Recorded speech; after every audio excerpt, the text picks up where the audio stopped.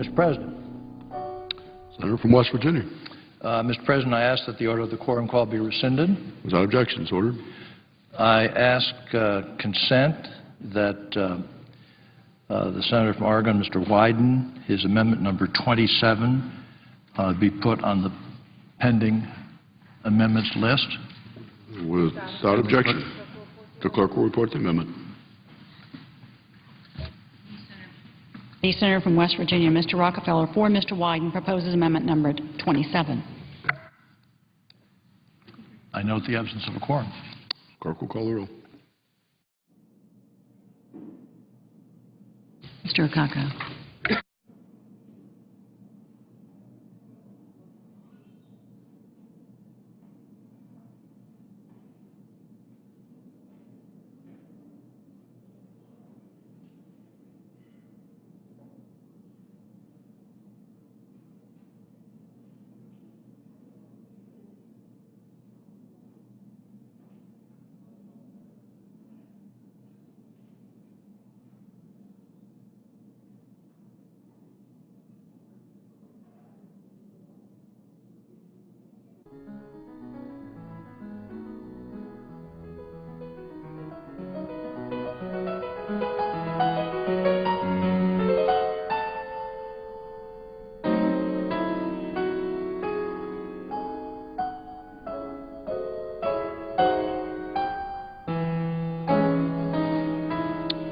Senator from Iowa.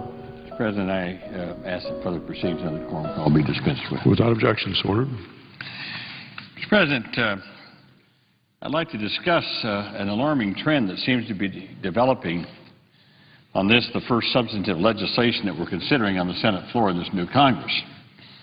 At least 3 amendments have been filed, one of which has already been offered, others expect to be offered shortly, that make unnecessary and misplaced attacks on basic rights and protections for American workers.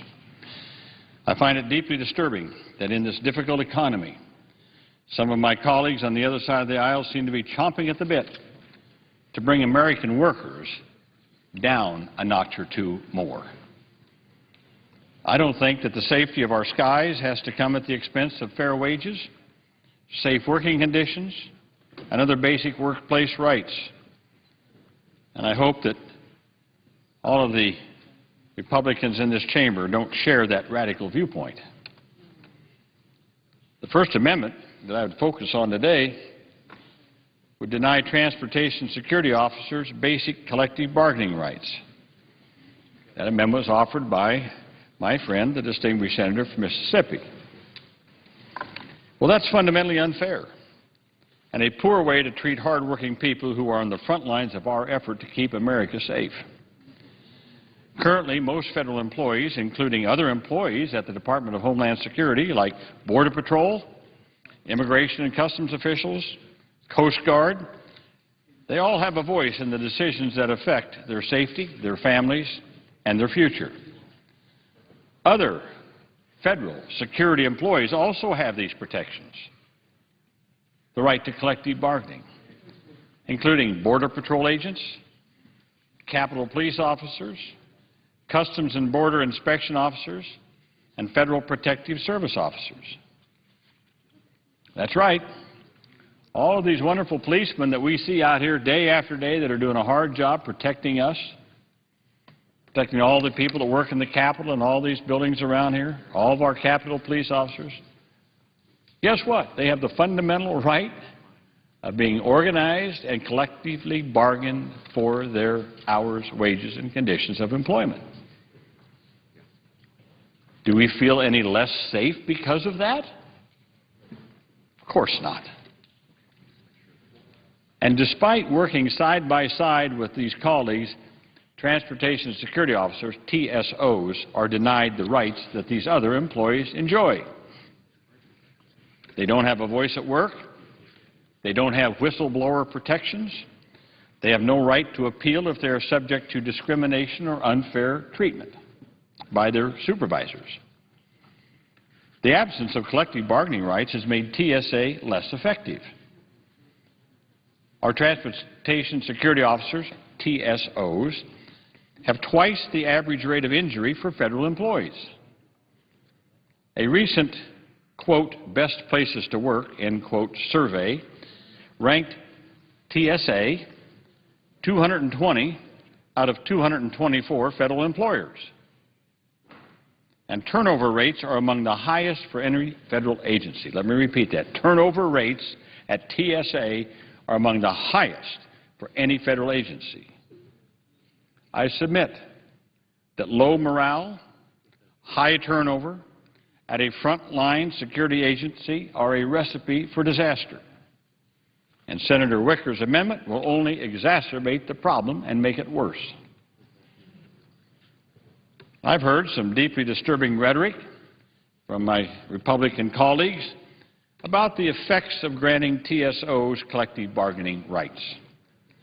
They say that collective bargaining rights keep security workers from performing their jobs effectively. Well, these insinuations are an insult to every man and woman in uniform who works under a collective bargaining agreement across this country. To suggest that unionized workers will not do what is best for our country in the event of an emergency is scandalous. How many remember that image of 9/11? 9/11. When we saw the towers come crumbling down and we saw men and women running to escape the disaster, running away from it. And who was running into it? Our firefighters, our emergency medical teams, our police officers, all of them unionized, every single one of them, every single one of them, a member of organized labor, operating under a collective bargaining agreement.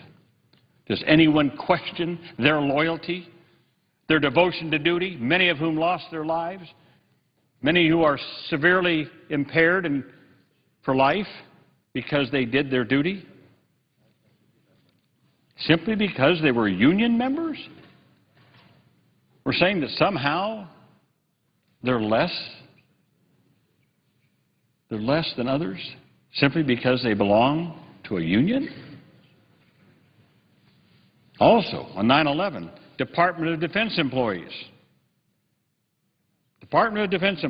operating under a collective bargaining agreement were required to report wherever they were told, regardless of their usual work assignments. No federal union tried to hold up this process in any way, to bargain or seek arbitration, and not one single grievance was filed to challenge the redeployments after the fact. Not one. Increasing employees' voice at work has the potential to improve the functioning of our security systems. Think about this. When you travel abroad, you go through screening devices. Go to London, go to Paris, go to Luxembourg, go to Rome, go to Tokyo, go to Singapore, go to Brisbane, go to Sydney, go anywhere around the world where they have airport screeners, and guess what? They all work under collective bargaining agreements. The unions that represent these screeners have worked hand in hand with their governments to improve security procedures and to make our skies safer.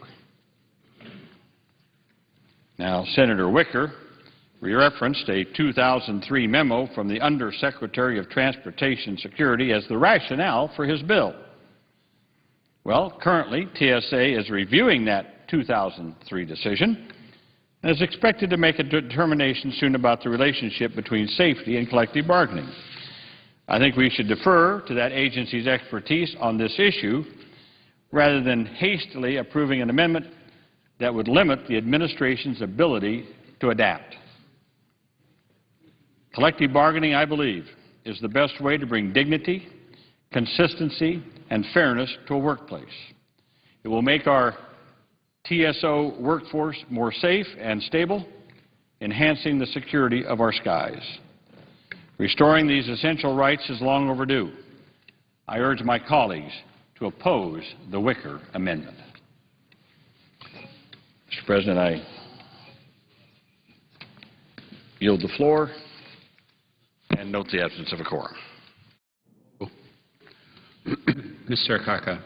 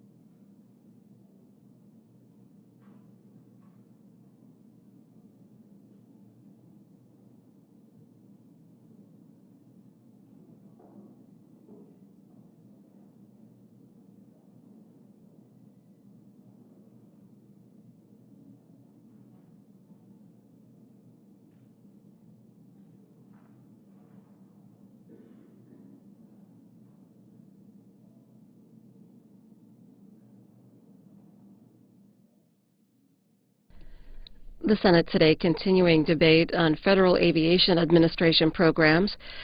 House Budget Committee Chairman Paul Ryan said that the new GOP majority in the chamber intends to cap fiscal 2011 discretionary spending and to carve out about $35 billion in savings by the end of September. Congressional Quarterly reporting that appropriators face a March 4th deadline for turning those spending cuts into legislative language. The current stopgap spending bill expires that day, and many lawmakers from both parties are reluctant to let funding authority lapse. And another story, Federal Reserve Chairman Ben Bernanke said today that the U.S. cannot fully recover from the worst recession in decades until hiring improves. But that growth will not be strong enough to quickly drive down high unemployment. The Fed chairman spoke today at the National Press Club. We'll have that speech for you on C-SPAN, here on C-SPAN 2 at 8 Eastern, pending the Senate schedule.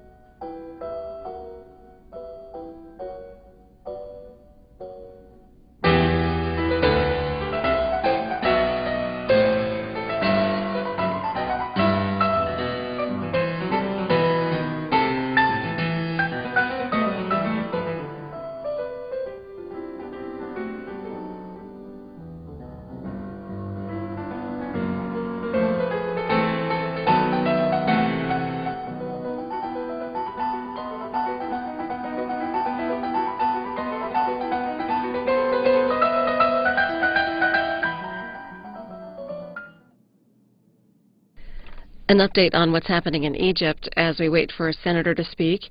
The Washington Post reporting that as bloody attacks on anti-government demonstrators in central Cairo continued for a second day today, embattled President Hosni Mubarak rejected opposition demands that he leave power immediately, saying such a move would throw the country into chaos.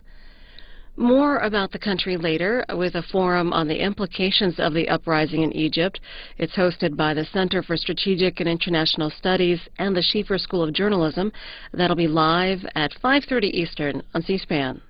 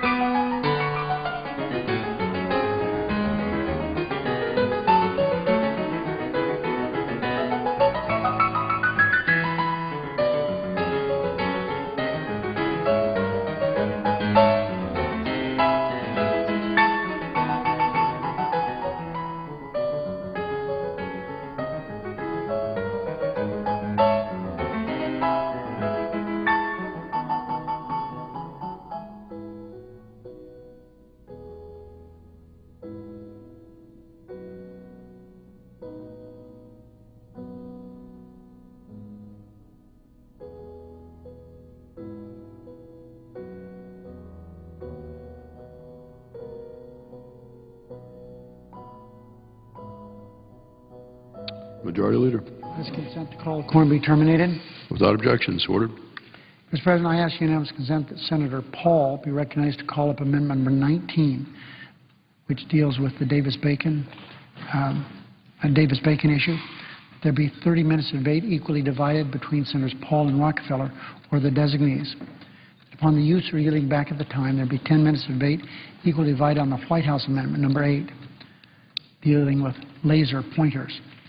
At this time be equally divided between Senators Whitehouse and Hutchinson or their designees.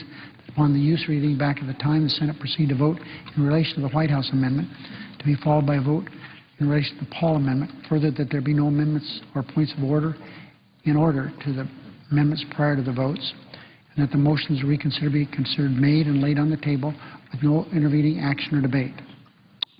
Without objection, so ordered. Mr. President, that being the case, we'll have a vote probably around 5:30, give or take a few minutes.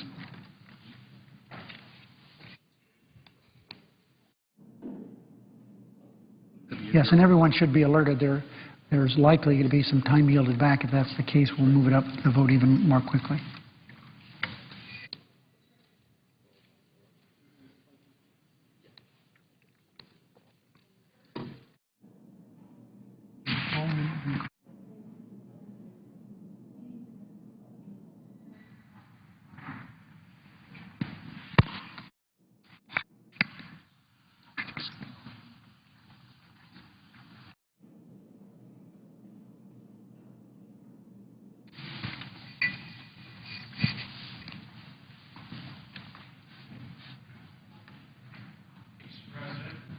Senator from Kentucky. I ask unanimous consent to temporarily set aside the pending amendment so I may call up my amendment 19, which is at the desk. The clerk will report. The Senator from Kentucky, Mr. Paul, proposes amendment number 19. On page, none of the funds made available under this act or... Reading of the amendment be dispensed with. Without objection, so ordered. The amendment that I've offered to the FAA bill is an amendment to exempt the FAA from the Davis-Bacon restrictions. Most of us know when we talk about schools being built in our district or in our neighborhood that the cost of schools and anything built under Davis-Bacon, which is prevailing wages. This means that if your carpenters usually make $14 an hour in Bowling Green, Kentucky, the government comes in and says, well, you need to pay them $35 an hour. So it inflates the cost of building projects, and it does us no good as a society. So what happens is that we can build less schools, less airports, and we're unable to have enough money in our country to provide for the things that we want. We can build 20 to 30% more airports if we don't force union wages that are above the market wages on our government projects. And I think it's inexcusable at a time when we run a deficit of between $1.5 trillion and $2 trillion in a year that we want to inflate the cost of government projects. The marketplace should determine the market for wages, and we should have a market wage that allows us to build more airports, more schools.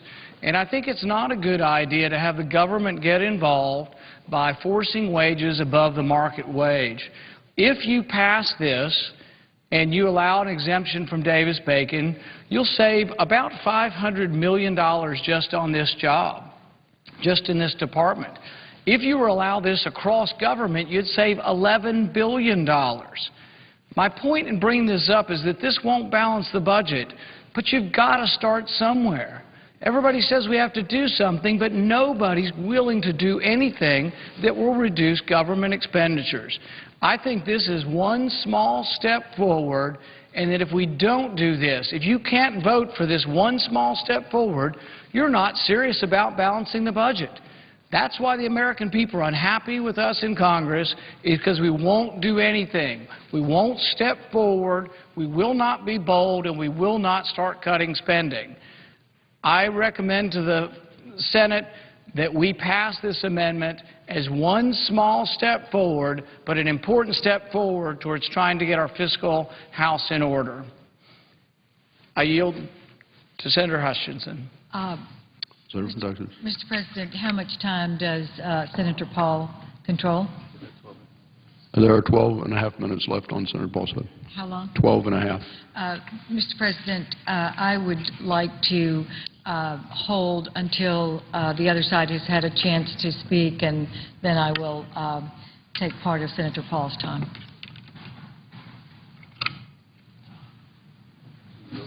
Who yields time?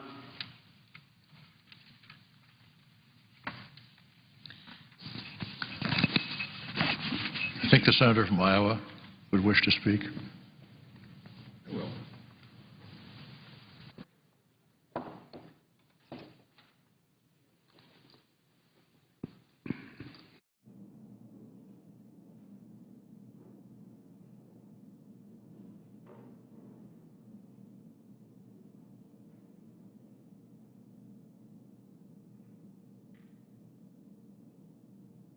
Mr. President. Senator from Iowa. President, I'll just assume the chairman of the committee has yielded me whatever time I want to consume, I assume.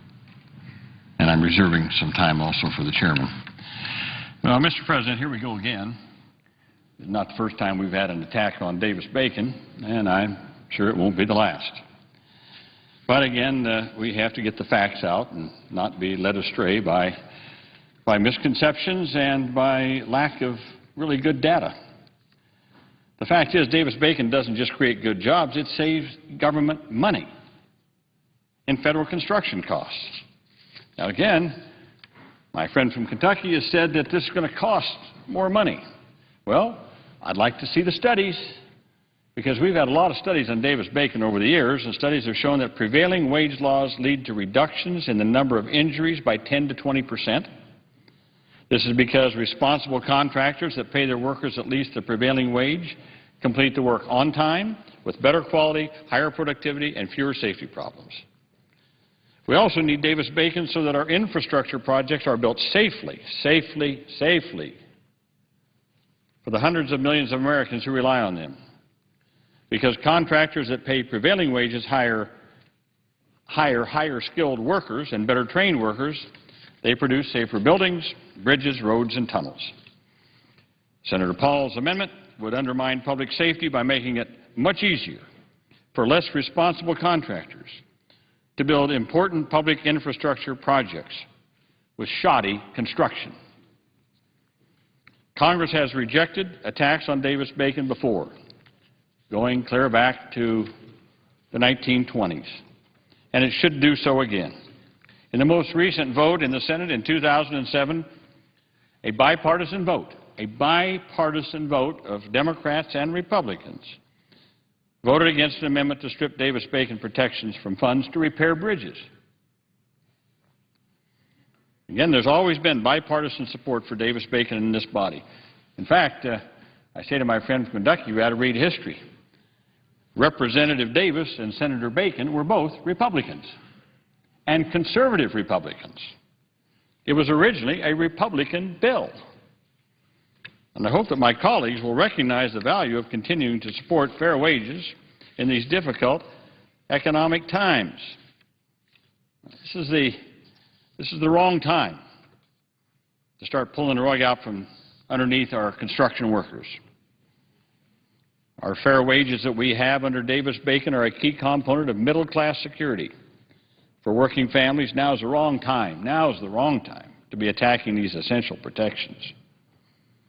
Prevailing wage laws, like Davis-Bacon, require that workers be paid the prevailing local wages and benefits. Prevailing. These laws ensure that federally supported construction projects don't undermine local labor standards. By removing these protections, Senator Paul's amendment would drive down wages, creating a dangerous race to the bottom. Again, the wrong approach to take in this troubled economy, the wrong approach to take for worker safety, the wrong approach to take for making sure that what we build with taxpayers' money is built well, with well-trained, well-motivated, and well-paid workers. If we want a real recovery, these working families, these construction workers, that tie our steel, that pour the cement, build the bridges, build the walls, do all the things that build the infrastructure of our country. We want to make sure that they have good family-supporting jobs with fair wages and decent benefits. That's what Davis-Bacon is about, and I urge a defeat of the amendment by Senator Paul. Mr. President, I yield the floor. Senator from West Virginia. Mr. President, I oppose this amendment also. It's there are reasons for it. One of them, for example, is it protects communities and it protects employers by keeping the wage standards of low-wage areas from being imported into high-wage areas, and also the reverse. What do I mean by that?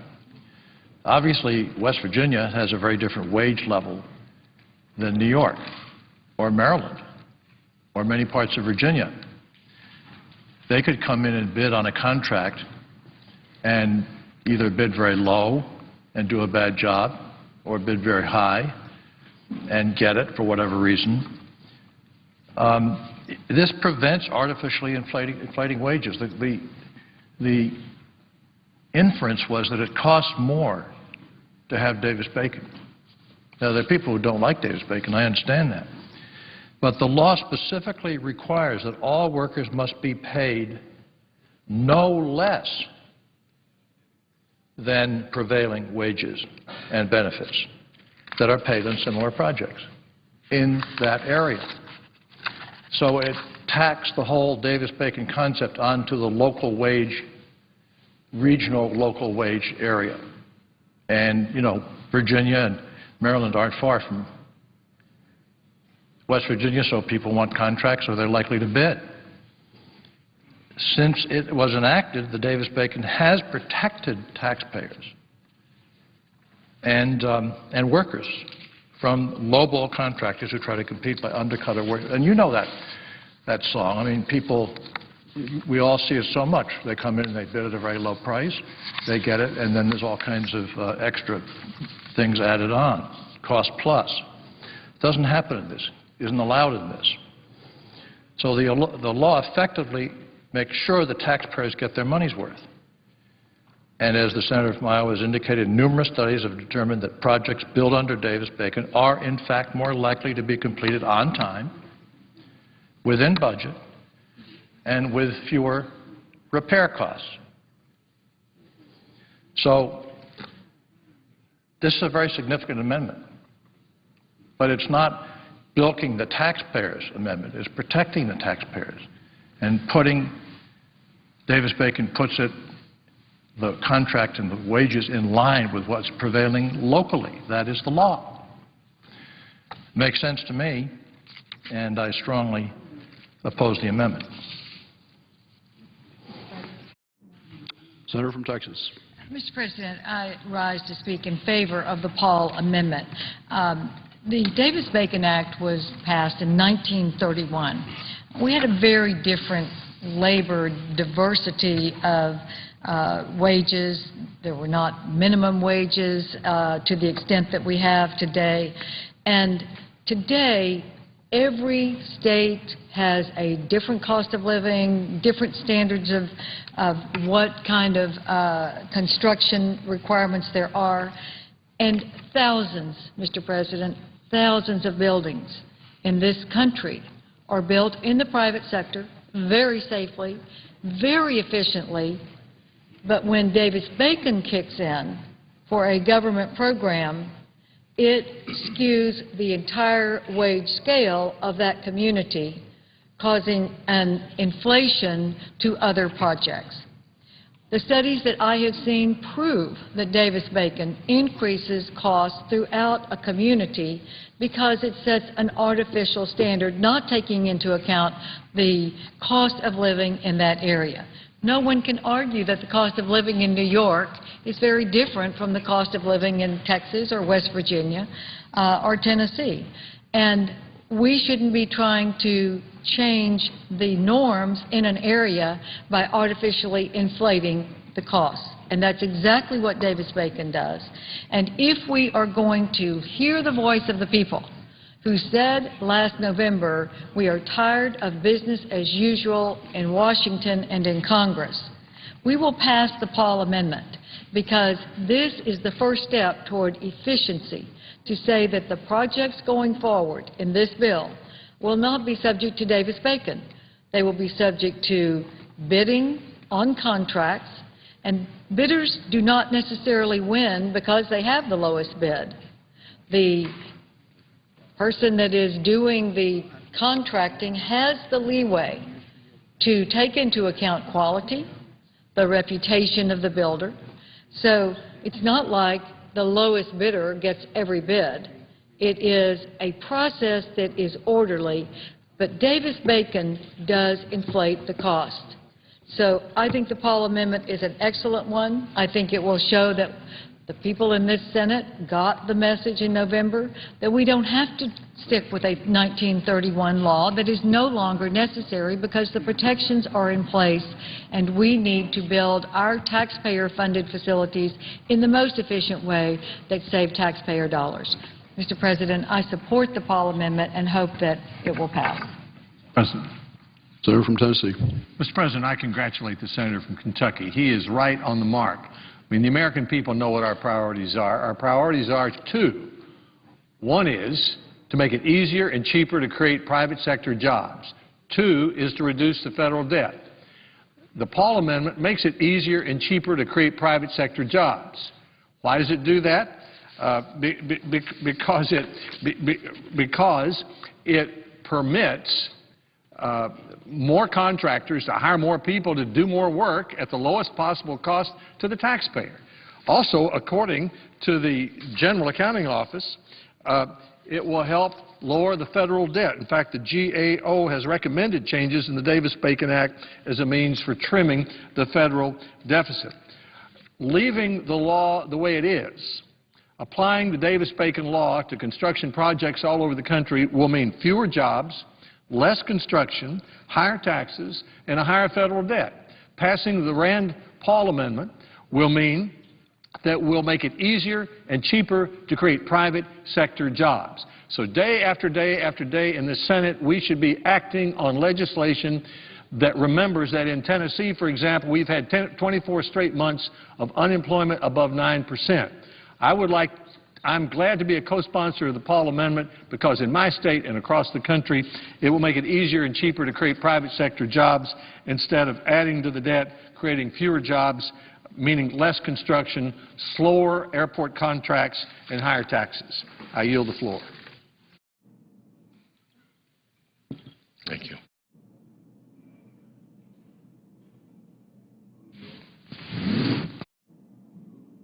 Time.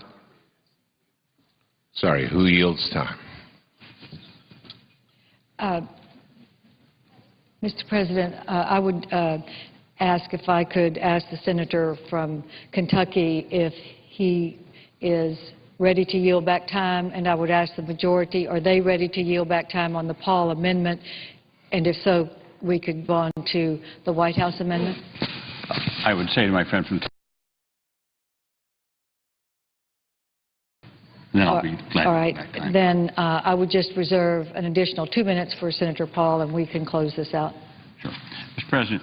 Senator from Iowa. Mr. President, I heard my friend from Tennessee, and he is my friend, talk about how this would be, if you were the cheapest or cheaper, it would be cheaper to build things, and the new senator from Kentucky referred to that too. You know, sometimes cheapest is not always the least expensive. Sometimes cheapest can turn out to be the most expensive, depending upon the quality of the work, how long these projects are, whether or not they're done on time, the quality of the work. I have a friend of mine in Iowa. He happens to be one of the largest contractors in the Midwest, if not in the entire country. Big earth-moving equipment.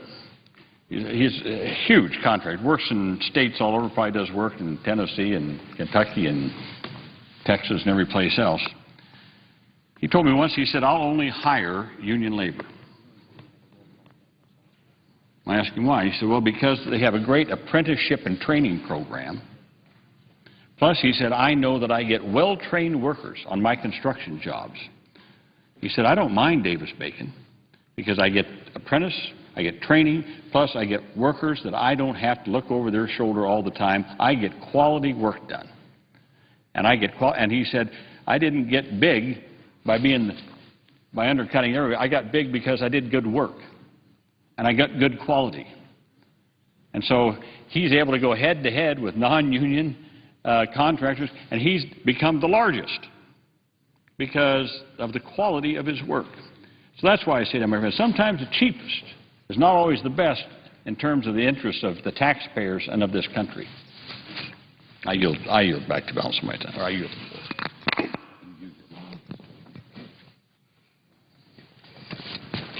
Mr. President, Senator from Kentucky. this amendment really isn't about quality. It isn't about unions. It's about a federal government that's spending too much money, and it's about an enormous debt we have, and it's about starting somewhere. People agree that you save money if you don't have to pay the prevailing wage. Everybody knows it. The gallery knows it. The public knows it. In Kentucky, schools cost 30% more if you have prevailing wage. You can build less schools. Your money doesn't go afar. It's not a good, efficient use of your money. With regard to quality, to imply that you can't have quality unless it's union labor or unless it's prevailing wage completely ignores what goes on in our economy. That's to say that the 90% of things that are made in our country that are non-union and non-prevailing wage don't have quality. The argument is specious, has no substance. What this is about making a first step towards controlling our deficit. We need to cut costs in government. If we can't do these little things, this would save $500 million on this bill. It's a small amount in Washington. It's a large amount to us in Kentucky, to individuals. It's a small amount. But it is a first step towards saying that we are going to be responsible as a Congress and say that enough's enough. We cannot live with $2 trillion deficits each year. It's out of control. We're headed towards financial ruin, and this is one first step forward. And I support and wish and hope the rest of the Senate will support this amendment to exempt from the FAA bill the considerations of Davis-Bacon. I yield back the remainder of my time.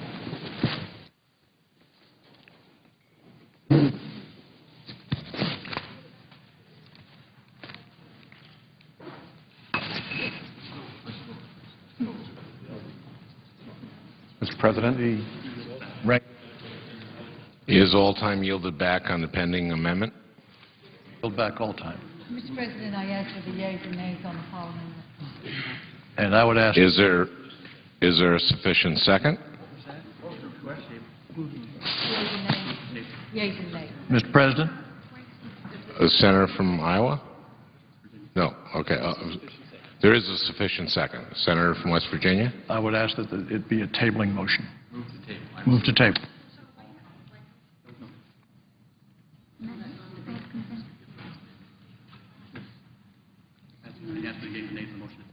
Yeah, I ask for the yeas and the nays and the motion to table at the appropriate time. Is there a sufficient second on the motion to table? Well, we don't have a sufficient second. I guess we have to... You've got to raise your hand. Okay. You've got to raise...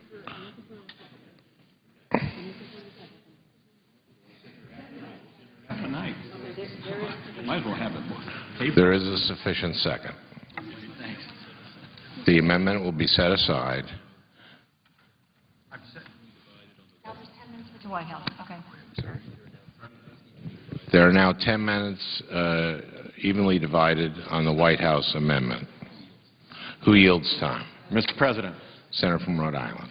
Mr. President, I would like to speak to this amendment which makes it a federal criminal offense to target an aircraft with a laser. The prevalence of this has increased enormously. According to the FAA, there were 2,836 instances of lasers aimed at airplanes in 2010, which is a 9-fold increase over the past 5 years. And the consequences of one of these attacks in the cockpit of an aircraft are significant. I'm reading from a news report. Glendale, California Police Sergeant Steve Robertson remembers the first time he encountered a laser strike. He says his helicopter was hit by a powerful beam of green light one night while he was on patrol. Here's what he said about the experience. It immediately lit up the whole cockpit, and it hit both of my eyes and burned both of my corneas, said the veteran pilot. Instantly, I was blinded. It felt like I was hit in the face with a baseball bat, just an intense, burning pain. Robertson was momentarily incapacitated and would have crashed if his co-pilot hadn't been able to land the chopper. Thankfully, he recovered from his injuries. I want to express my appreciation to both Senators Boxer and Feinstein, who are co-sponsors of this. Clearly, it's a major issue in California. I want to thank Mark Kirk, Senator Kirk of Illinois, who is the lead Republican co-sponsor.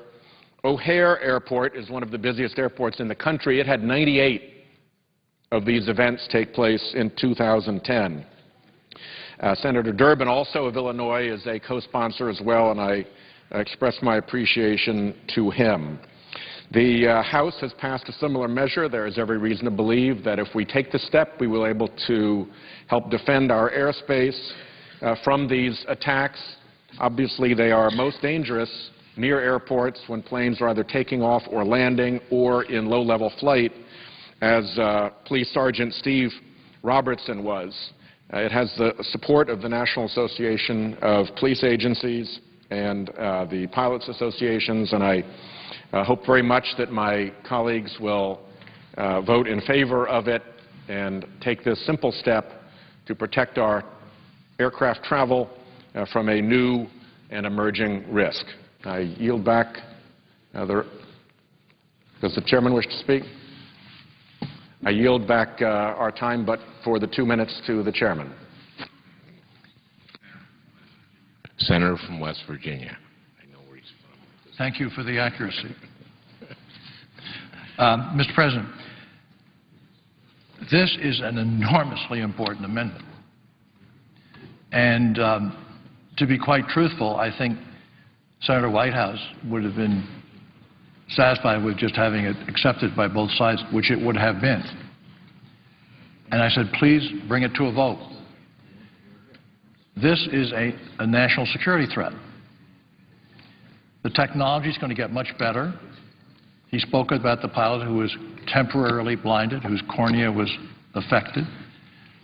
As the technology increases, it's going to blind pilots permanently. Maybe if they are accurate, they can get both the pilot and the co-pilot. And all of this will take place around airports where there's obviously room to sight in on these people taking off and landing, particularly landing, I would think. It's absolutely a threat. And the numbers in the last 2 years absolutely prove it. So I just want to emphasize that this is, yes, this is on a federal aviation bill. But it could be an Armed Services Committee, it could be an Intelligence Committee, it could be a Homeland Security Committee. It's a very, very powerful vote because there will be a future for terrorists in this business. So the criminal penalties have to be established, and the White House amendment, which I strongly support, does that. Mr. President. Senator from Texas. President, I support the White House amendment. I think it will add to the security of our aircraft flying, and I'm fully supportive and urge my colleagues to as well. And if the time has been yielded back, I would call for the vote. Mr. President, I ask for the yeas and nays. Is there a sufficient second? There appears to be. If all time is yielded back, the question is on the White House amendment. The clerk will call the roll. Mr. Akaka, Mr. Alexander, Ms. Ayotte, Mr. Barrasso, Mr. Baucus,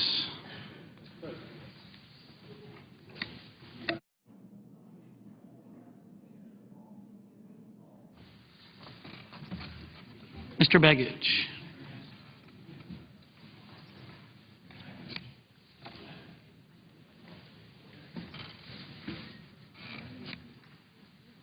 Mr. Bennett,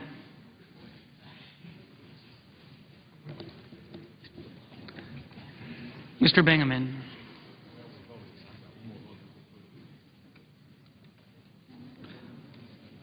Mr. Blumenthal, Mr. Blunt,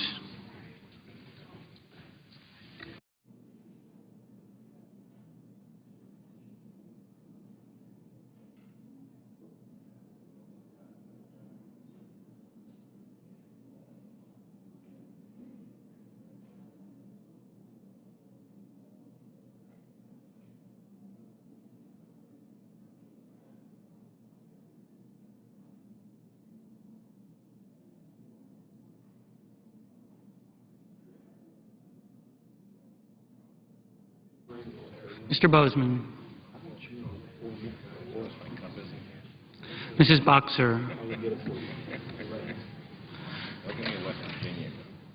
Mr. Brown of Massachusetts,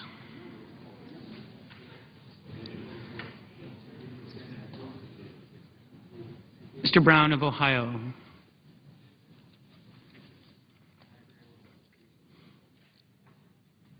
Mr. Burr, Ms. Cantwell,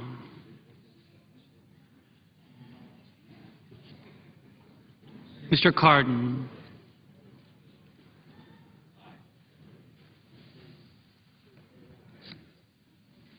Mr. Carper,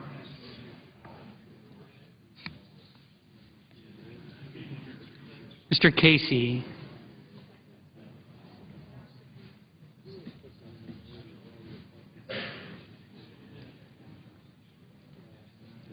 Mr. Chambliss,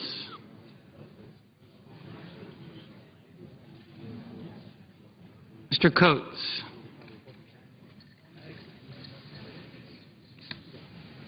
Mr. Coburn,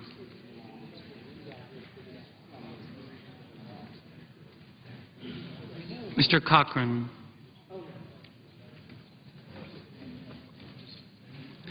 Ms. Collins, Mr. Conrad, Mr. Coons,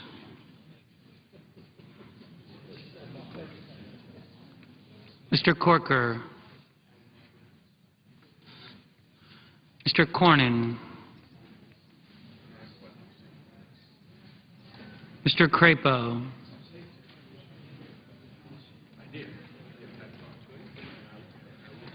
Mr. DeMint,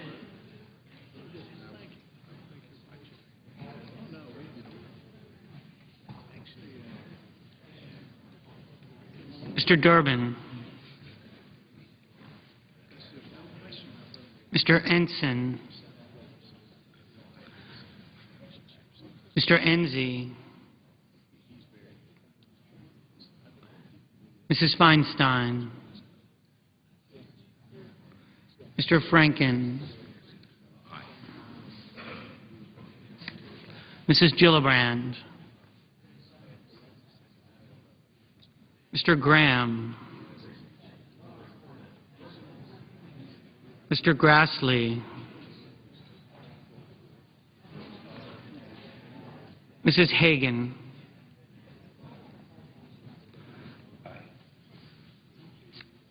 Mr. Harkin, Mr. Hatch,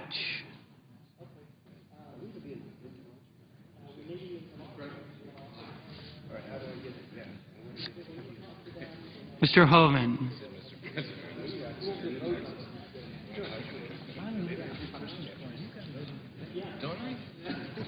Mrs. Hutchison, Mr. Inhofe,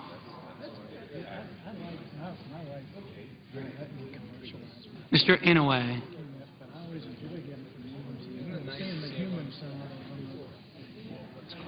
Mr. Isaacson. Mr. Johans. Because you get the perception of someone as just an old curmudgeon. Sure. That's my perception. Mr. Johnson of Wisconsin. No, my daughter's engaged. You like the guy? Mr. Johnson of South Dakota. Mr. Kerry.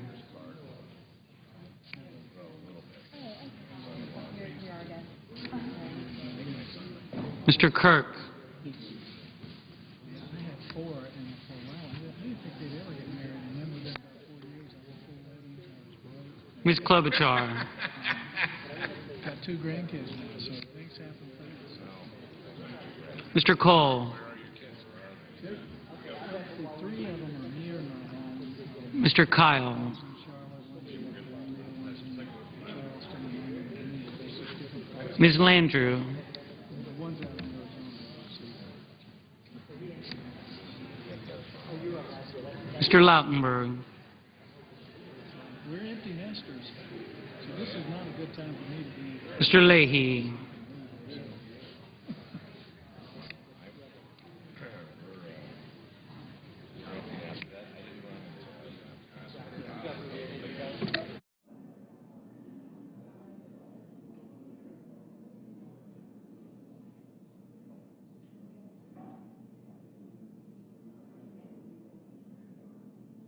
Mr. Leahy.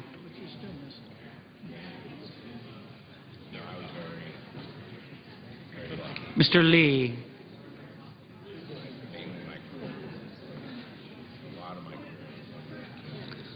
Mr. Levin.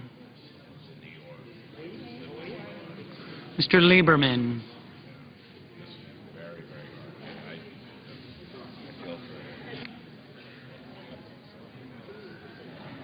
Mr. Lugar. I enjoyed it. Still got it sitting out there trying to learn the members in a different way. Mr. Manchin.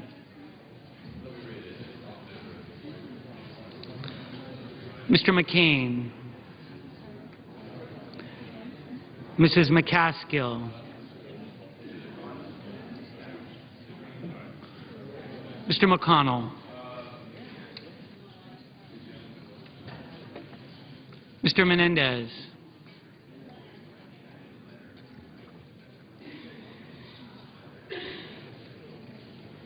Mr. Merkley.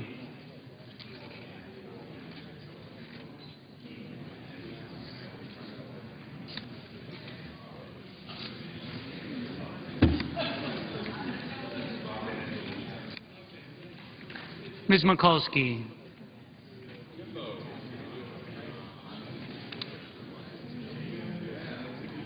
Mr. Moran. Ms. Markowski.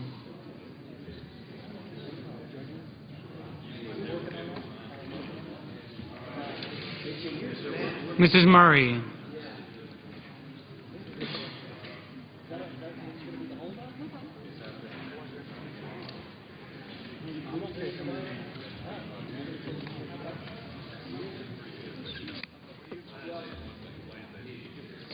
Mr. Nelson of Nebraska.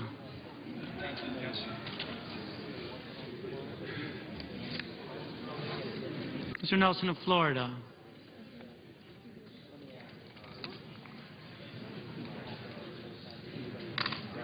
Mr. Paul. Mr. Portman.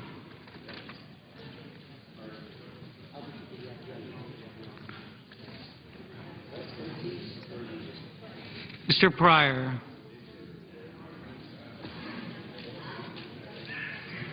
Mr. Reed of Rhode Island. Mr. Reed of Nevada. Mr. Risch.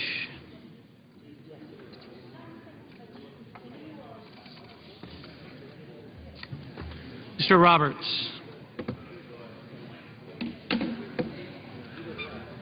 Mr. Rockefeller.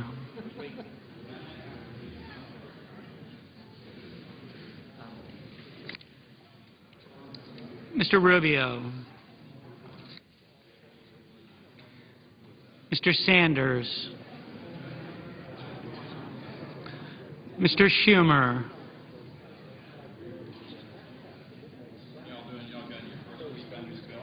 Mr. Sessions.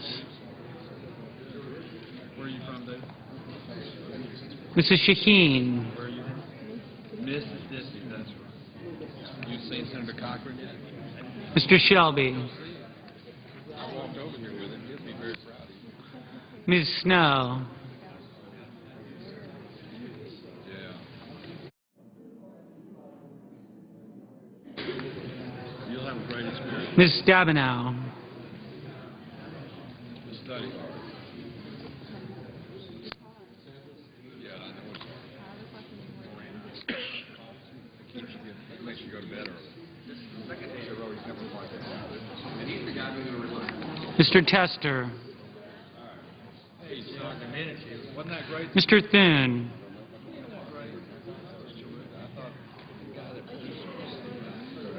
Mr. Toomey.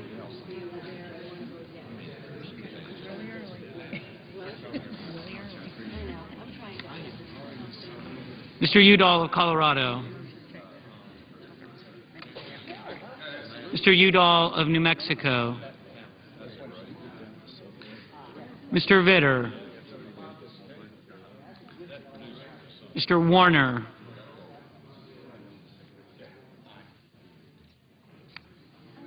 Mr. Webb.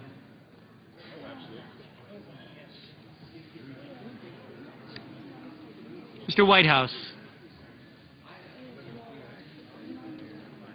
Mr. Wicker. Mr. Wyden.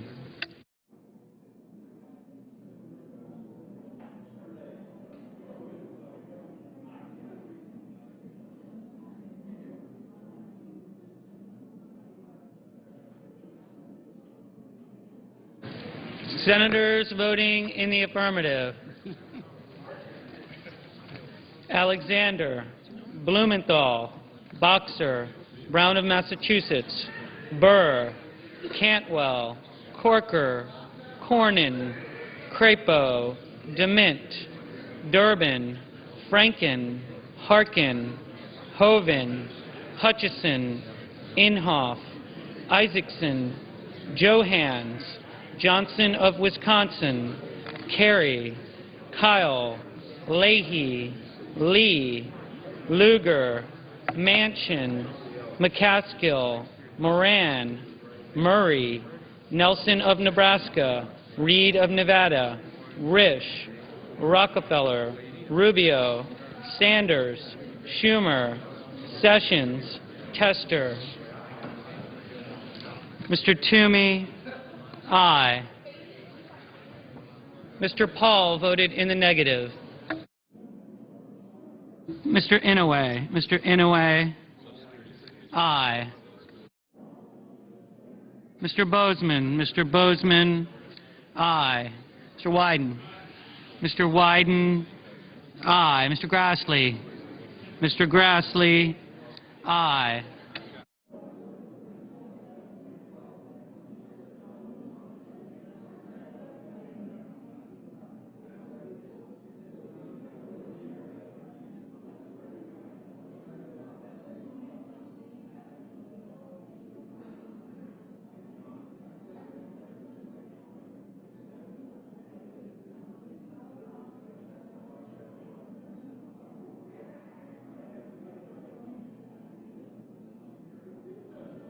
Ms. Landrieu. Ms. Landrieu, aye. Mr. Vitter. Mr. Vitter, aye.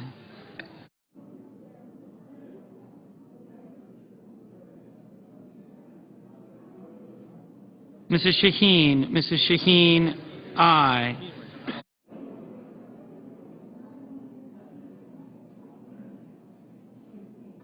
Mr. Coates. Mr. Coates, aye.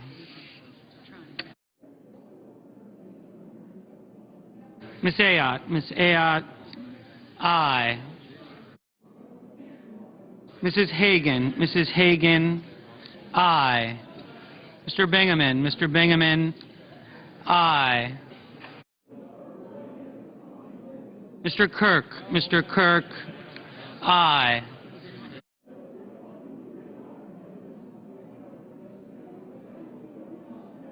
Mr. Enzi. Mr. Enzi, aye. Mr. Graham. Mr. Graham, aye.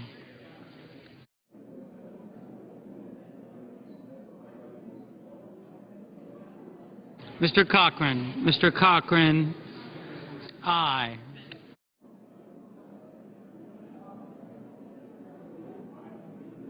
Mr. Johnson of South Dakota. Mr. Johnson of South Dakota, aye. Mr. Pryor. Mr. Pryor, aye.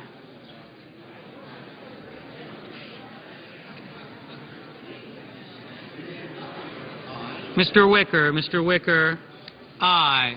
Mr. McCain. Mr. McCain, aye. Mr. Portman. Mr. Portman, aye. Mr. Shelby. Mr. Shelby, aye. Mr. Roberts.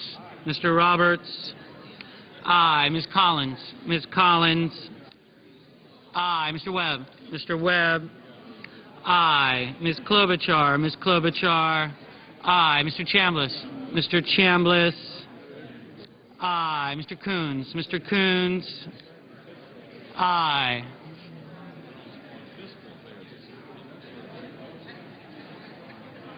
Mr. Udall of New Mexico. Mr. Udall of New Mexico, aye. Mr. McConnell. Mr. McConnell, aye. Mr. Reed of Rhode Island. Mr. Reed of Rhode Island, aye. Mr. Bennett. Mr. Bennett, aye.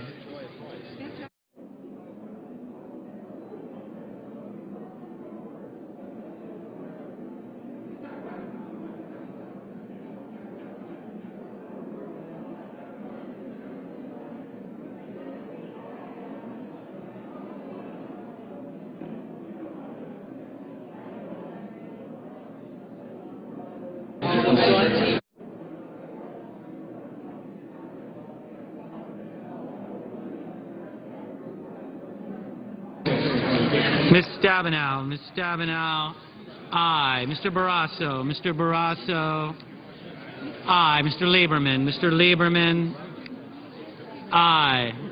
Mr. Casey. Mr. Casey, aye.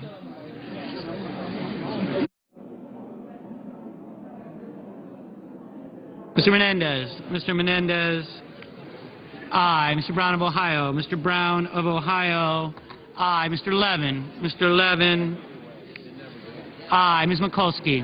Ms. Mikulski, aye.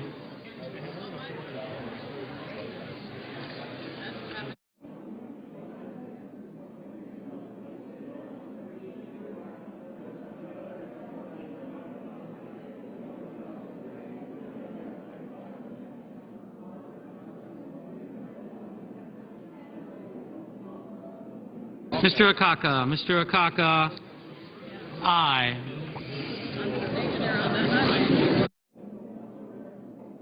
Mrs. Gillibrand. Mrs. Gillibrand, aye.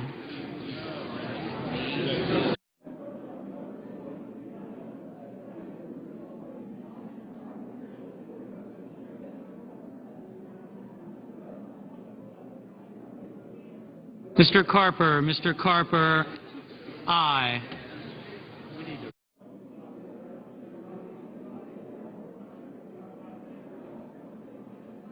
Ms. Snow. Ms. Snow, aye.